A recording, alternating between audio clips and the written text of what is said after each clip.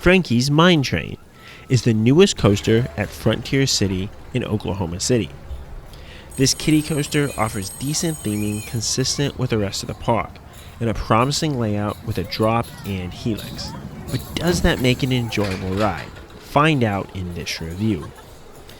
Frontier City is a park operated by Six Flags located in Oklahoma City.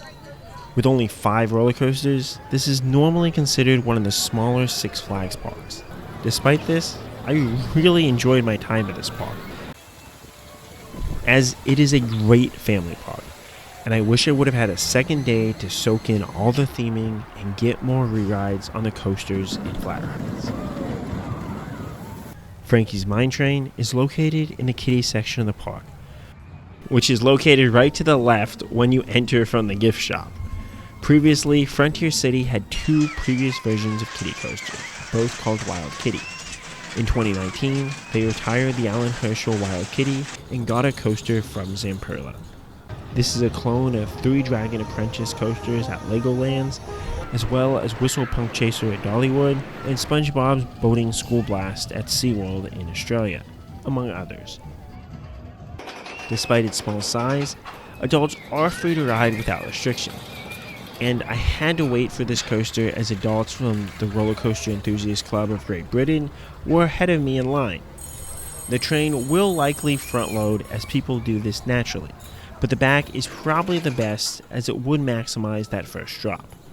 Dispatches are not the fastest with only 1 attendant, so it could needlessly take extra time to load and unload if a long line ever did build up for this coaster.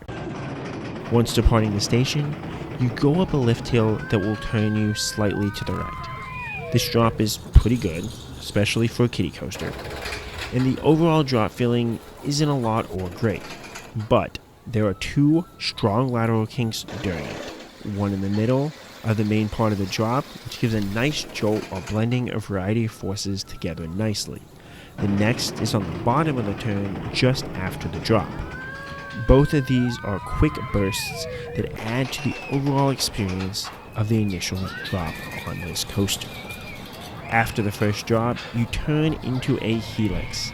This helix is too drawn out to offer decent laterals, so it is pretty bland as far as a turnaround.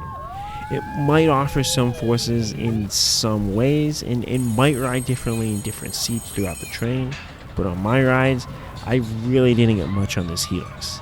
Similar to how Kiddie Coaster at Fun Spot Kissimmee, now Sea Serpent, rode for me. The final turn, likewise, doesn't have strong laterals as it is too slow and drawn out. Then, in Kiddie Coaster fashion, you stop in the station. Yeah, you strangely only get 1 lap on this coaster. Overall, how good is Frankie's Mine Train? In many ways, this is a simple kiddie coaster with a drop and a weakly forceful helix, but it is plussed by good theming and a solid 4 kiddie coaster drop with its 2 lateral kinks. Thus, it ranks about middle of the pack as a kiddie coaster, despite having relatively basic elements. I place it right above Gold Rush at Dewberry Farm.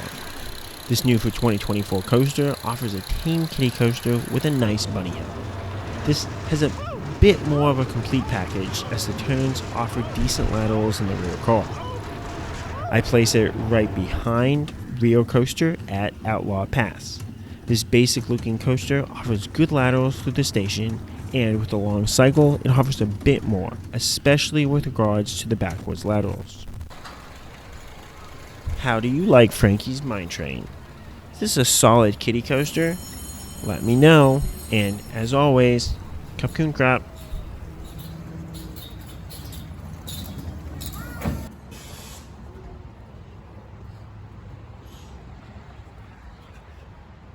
There's all this adults riding, Ryan.